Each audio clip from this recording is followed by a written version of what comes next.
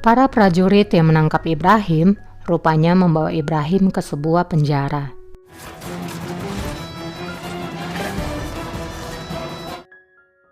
Di sisi lain, Fatma meminta Fidan Hatun untuk memanggil Gulsa ke ruang laundry karena ia mempunyai berita penting.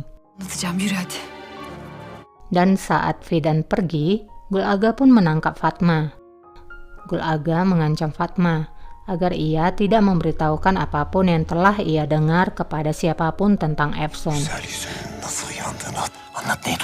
Di saat bersamaan, Fidan sudah berada di ruangan. Melihat Fidan di sana, Gulsa pun menghampiri. Fidan menyampaikan bahwa Fatma memintanya untuk memanggil Mahidevran. Gulsa pun pergi bersama Fidan. Bakalım Fatma, ne diyeceksin? Ketika sampai bertemu Fatma, Fatma pun memberikan informasi yang berbeda. Ternyata diam-diam Gul Aga masih bersembunyi di sana mendengarkan. Sulaiman memanggil ibunya. Ia mengatakan kepada ibunya bahwa sekarang Ibrahim ada di penjara dan menunggu keputusannya. Sulaiman berkata kepada ibunya bahwa ia sudah berusaha untuk adil kepada keluarga dan para bawahannya, tetapi mereka memanfaatkan kekuasaannya.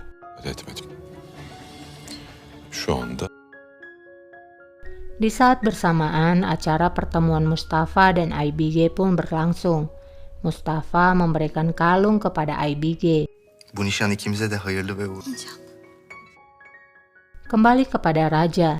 Ini semua adalah ciptaanmu sendiri, Sulaiman. Hurrem dan Ibrahim adalah contohnya. Kau jadikan Selir menjadi istri sahmu, dan kau jadikan Ibrahim sebagai Perdana Menteri yang seharusnya dia adalah master penjagamu, kata Valide. Sulaiman lalu berkata, ia bisa kapan saja mengambil apapun yang telah ia berikan. Ketika Valide kembali ke kamarnya, Hatice bertanya di mana Ibrahim, dan Valide mencoba menenangkan bahwa Ibrahim sedang banyak pekerjaan. Di dalam penjara, Ibrahim terbangun dari tidurnya ketika Sulaiman datang kepadanya dan menyuruhnya untuk pergi ke tempat asalnya. Ia sangat senang, tapi ketika tiba di luar, dua orang penjaga mencekik lehernya.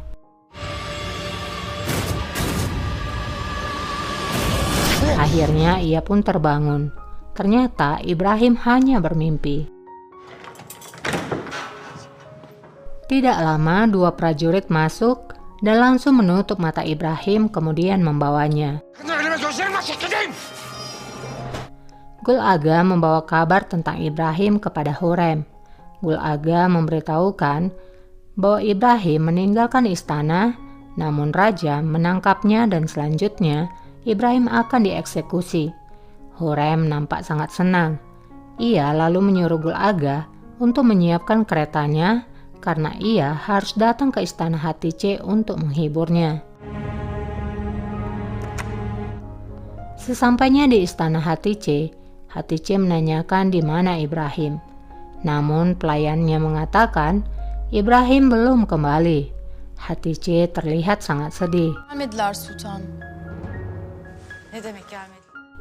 Di tempat lain, Ibrahim dibawa oleh prajurit ke tempat di mana Sulaiman telah menunggunya di sana. Saat itu, Ibrahim meminta matanya untuk dibuka karena ia ingin mati sebagai prajurit terhormat. Matanya pun dibuka dan ia melihat Sulaiman telah berdiri di hadapannya. Ibrahim pun terdiam. Kembali kepada Hatice. Ia bertanya kepada ibunya. Ia curiga dengan ibunya. Ia menanyakan apa yang telah ibunya sembunyikan. Hurrem lalu tiba di sana. Hatice menanyakan apa yang terjadi dan mengapa Hurrem datang. Hurrem lalu mengatakan ia sedih mendengarnya. Lalu dia datang untuk mendukung keberadaan Hatice dalam situasi apapun. Hatice lalu menanyakan apa yang Hurrem dengar. Valide pun menyuruh Hurrem untuk diam. Hürrem, kes sesini. Tapi Hatice semakin bingung dan berteriak, meminta Hurrem untuk menjelaskan berita itu. Hürrem konuşsana! Hurrem lalu menceritakan bahwa Ibrahim ingin pulang ke pondok berburu tadi malam. Tapi Sulaiman marah karena tindakan Ibrahim. Ibrahim lalu dipenjarakan, kata Hurrem sambil menatap semua orang yang juga menatapnya. Di sisi lain, Ibrahim yang bersama Raja sangat kecewa kepada Ibrahim karena sebuah patung Ibrahim merusak segalanya. Patung itu menunjukkan sifat Ibrahim yang sombong, kata Raja. Ben buna tahammül etmem. Evladıyım hünkârım. Kembali kepada Hatice. Hatice menanyakan pada ibunya di mana Ibrahim. Apakah ia dieksekusi, kata Hatice. Hatice lalu menyalahkan semua orang yang menyembunyikan hal itu darinya. Beni sakladınız benden. Kau adalah bagian dari kejahatan ini. Kau buat aku seperti kakakku. Bagaimana kau hidup dengan kejahatan ini, Ibu? Jawab aku, teriak Hatice kepada ibunya. Ibunya lalu menjawab bahwa ini hanya demi kebaikan Hatice. Hatice pun tertawa, seakan ia tidak percaya dengan apa yang baru saja ia dengar.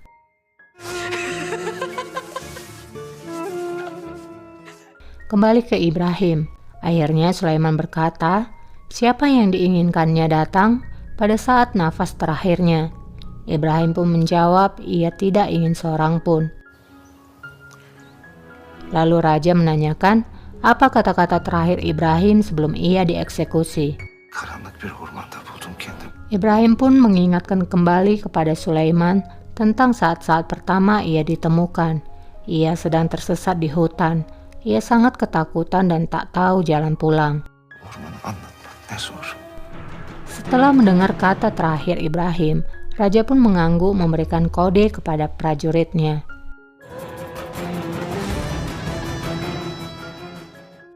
Valide memarahi Hurrem karena tidak bisa menjaga mulutnya. Hurrem lalu menjawab bahwa seharusnya Valide lah orang yang pertama memberikan kebenarannya kepada Hatice. Sekarang dia memusuhimu, kata Hurrem. Yaman oldu. Hatice mungkin menyebalkan dan menyakiti hati Ibrahim dengan kata-katanya, tapi dia adalah istri yang setia dan mencintai Ibrahim dengan sangat tulus. Hatice yang sedang sedih dan tertekan akhirnya memutuskan ingin menemui Ibrahim. Mai, Devran, dan Valide berusaha menghalangi Hatice. Jangan sentuh aku, tinggalkan aku sendiri, kata Hatice memberontak. Tiba-tiba pintu pun terbuka. Ternyata itu adalah Ibrahim. Ibrahim pun mencium kening Hatice dan memeluknya. Hatice bertanya apakah ini nyata. Ibrahim pun mengatakan bahwa ini nyata dan dia sudah pulang. Flashback kejadian sebelumnya. Yang terjadi dengannya tadi adalah bahwa Ibrahim tidak dieksekusi. Sebaliknya, Sulaiman berkata, nerakamu bukan di hutan yang gelap, Pargali, tapi ada di tanganku di sini, sambil menunjukkan sil yang ada di tangan Sulaiman. Kau akan terus memegang ini, Pargali. Ini adalah hadiah sekaligus hukuman untukmu, kata Sulaiman sambil memegang sil. Sulaiman kemudian membisikkan sesuatu ke telinga Ibrahim. Dalam kasih sayang, jadilah matahari. Dalam pertemanan dan persaudaraan, jadilah sungai. Dalam kerendahan, jadilah tanah.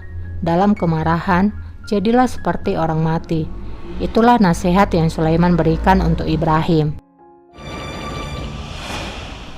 Hatice lalu mengatakan ia mendengar Ibrahim dilempar ke penjara dan akan dieksekusi. Namun Ibrahim mengatakan, jangan terlalu peduli dengan berita seperti itu. Lihat aku di sini sekarang, kata Ibrahim. Raja memang marah, tapi itu sudah diselesaikan. Aku kembali bertugas, kata Ibrahim. Çözüldü. Şimdi vazifelerin başında. Hurem bertemu dengan Fatma, budak yang dulu membakar wajahnya. Di situ Hurem mengatakan bahwa suatu hari nanti Fatma akan mati. Dan alasan bahwa Fatma hidup sampai sekarang adalah untuk merasakan ketakutan akan kematian di setiap hari-harinya. Karena Hurem berjanji ia akan membalas perilaku Fatma dulu. Fatma pun kemudian memutuskan untuk melaporkan pada Mahidevran tentang apa yang ia dengar dari Efsun yang pernah bersumpah jika Efsun tidak mencintai Mustafa. Berharap agar ia dilindungi oleh Mahidevran ketika nanti Fatma membutuhkan bantuan. Anlatacağım. Akhirnya Mahidevran pun tahu jika Efsun adalah anak buah dari Hurem. Ne diyorsun sen Gülşah? Di sisi lain, Efsun sedang bersama Mustafa. Saat Mustafa pergi, Mahidevran datang ke sana. Sultan. Ia langsung menampar Efsun dengan sangat keras. Yok öyle bir şey. Kes sesini. Kim? Ia menggeret Efsun dan membawanya menemui Hurem dan mereka pun bersih tegang. Giderim kendi ellerimle Daha dün bu hatunu sev. Yoksa senin ciğerini sökerim. Efsun ditinggalkan bersama Hurem. Hurem kesal karena kedoknya telah terbongkar. Gul Aga datang melaporkan bahwa itu adalah perbuatan Fatma yang mendengar percakapan mereka. Hurem pun semakin marah karena mendengar penjelasan Gul Aga. Ia menyuruh Gul Aga membawa Efsun menjauh darinya agar tidak ada yang mencurigainya. Mustafa melihat Efsun tak ada di kamar. Penjaga berkata, Mahidevran membawanya pergi. Mahidevran Sultanımız gelip Mustafa pun meminta penjelasan kepada ibunya. Mahidevran pun mengatakan bahwa Efsun adalah suruhan Hurem. Namun Mustafa tidak mempercayainya. Nasıl öğrendiniz? Efsun kembali ke kamar Mustafa dan Mustafa sudah menunggunya. Yaklaş. Mustafa menanyakan pada Efsun apakah tuduhan ibunya benar. Efsun pun menjawab itu bohong dan fitnah. Dia difitnah dan sambil menangis ia mengatakan ia sangat mencintai Mustafa dan mereka ingin agar menjauhkan dirinya dari Mustafa. Mustafa pun percaya dengan perkataan Efsun. Siz benim canımsınız. Ben oldum bilmez misiniz? Tiba-tiba Mahidevran masuk ke kamar Mustafa. Melihat Efsun berada di sana, ia pun memarahi Efsun kembali. Hangi yüze gelirsin? Mustafa meminta ibunya agar berbicara kepadanya. Validem. Ia berdebat lagi dengan ibunya. Lu oyunların içinde olamayacak kadar Mustafa percaya bahwa Efsun bukanlah suruhan Hurem. Derhal. olmayacak validem. Mahidevran mengancam Efsun agar tidak melakukan hal yang membahayakan Mustafa atau ia akan mati. Malam itu Ibrahim datang ke rumah Nigar. Ia berkata kepada Ibrahim bahwa Daye menyuruhnya untuk tinggal di istana karena tidak baik wanita yang bercerai tinggal sendirian. Dul bir hatunu yalnız kalmak. Kau wanita yang pintar, kau pasti menemukan jalan, kata Ibrahim kemudian. Sen akıllı bir hatunsun. Daye pun kaget saat tahu dari Gul Aga bahwa Nigar keluar dari harem. iyi halt ettin. Sedangkan di istana Ibrahim, Hatice curhat kepada Gulfen tentang Ibrahim yang menurutnya sudah berubah. Ia seperti tak mencintainya lagi. Gulfen berkata, ia adalah saksi betapa besar cinta Ibrahim kepada Hatice. Hatice pun lalu tersenyum. Ia berharap yang terbaik untuk hubungannya dengan Ibrahim. Olur mu öyle? Pagi-pagi Nigar pun datang ke istana. Nigar Kalfa. Daye langsung mendampratnya. Ia berkata kepada Nigar bahwa ia akan menemukan pasangan yang cocok untuk Nigar. Beni bulsunlar, derhal evlendireceğim seni. Artık niyet. Perdebatan terjadi lagi antara Hurrem dan Mahidevran. Karena marah, Hurrem berteriak kepada Mahidevran. Devran yeter artık! Hürrem Sultan! Tiba-tiba Mustafa datang. Ne istiyorsunuz bizden? Apa yang kau inginkan dari kami? Kedatanganmu membuatku dan ibuku menderita. Masa kecilku kulalui dengan melihat air matanya. Menjauhlah dari kami atau kau akan berhadapan denganku, kata Mustafa. Siapa kau berani mengancamku, kata Hurrem. Sen kimsin? Beni tehdit mi ediyorsun? Aku adalah anak pertama Sultan Sulaiman. Aku lebih berharga dan lebih kuat daripada siapapun di dalam ruangan ini, kata Mustafa. Üstünüm. Karena kata-kata Mustafa ini membuat Mahidevran dan Valide menjadi bangga kepadanya. Hurrem langsung mengajak Mihrima untuk keluar. Mahidevran melihat kepergian Hurrem. Mahidevran kemudian meminta Gulsa untuk melenyapkan Efsun Hatun malam ini juga. Bu gece bu kızdan Gulsa pun mengangguk. Sultan.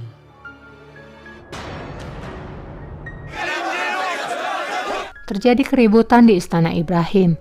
Ibrahim menyuruh pelayannya menanyakan apa keinginan orang-orang itu. Yanlarına git. Sementara di istana, Hurrem menangis di dalam kamar. Melihat istrinya menangis, Sulaiman menanyakan siapa yang membuat Hurrem menangis. Hurrem pun mengatakan nama Mustafa. Mustafa. Di saat bersamaan, Gulsa meminta Efsun untuk pergi dengannya. Kembali lagi ke Hurrem, Raja mendengarkan cerita saat perdebatan Hurrem dan Mahidevran. Yang lalu Mustafa datang dan menyerangnya. Raja lalu meminta penjaga memanggil Mustafa. Mustafa'yı çağırın, derhal gelsin. Kembali lagi ke Efsun. Ternyata di sana sudah menunggu Fatma Hatun di dalam ruangan itu. Hoş geldin Efsun Sultan. Merasakan ada yang tidak beres, Efsun berusaha akan lari, tapi Gulsa dan Fatma menangkap dan memegangnya. Ia pun dikurung bersama Fatma di dalam.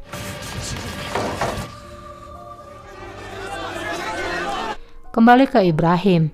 Pelayan tadi menyampaikan bahwa orang-orang itu ingin berbicara dengan Ibrahim. Kalau tidak, mereka tidak akan pergi. Diyorum dediler. Ibrahim pun berpamitan pada istrinya untuk menemui mereka. Sesampainya di sana, Ibrahim menanyakan apa keinginan mereka. Ibrahim mendengar apa yang menjadi tuntutan mereka. Ibrahim berkata bahwa semua akan diperlakukan sama, tidak ada pengecualian. Laf ağızdan. Başınıza yakarız. Sen kimden alıyorsun bu cüret? Tiba-tiba ketegangan terjadi saat lawan bicara Ibrahim mengatakan hal yang menyinggung Ibrahim. Yoksa o taptığın putlarından mı? Ibrahim lalu marah dan menamparnya. Keributan pun segera memuncak.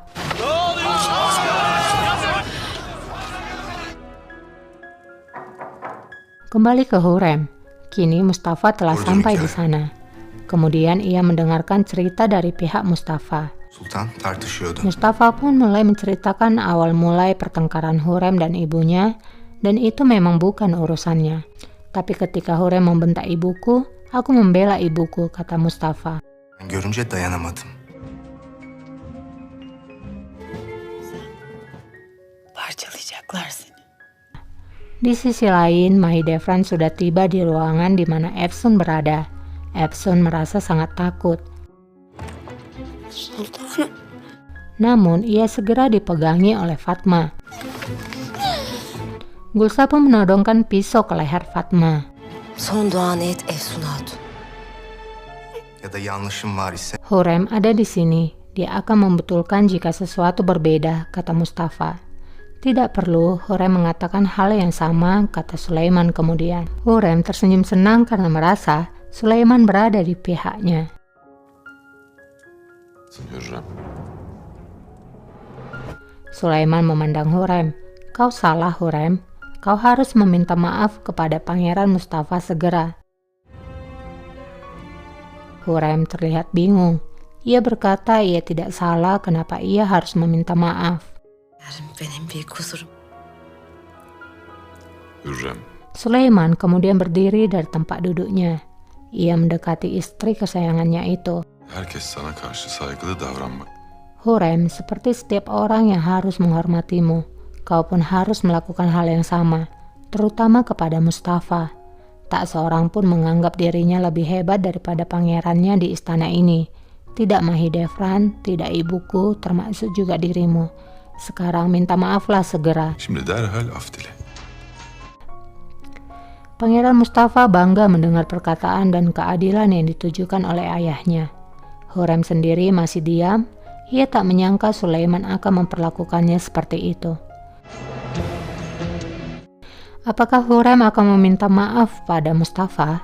Dan bagaimana nasib Efsun? Sayangnya episode ini bersambung guys.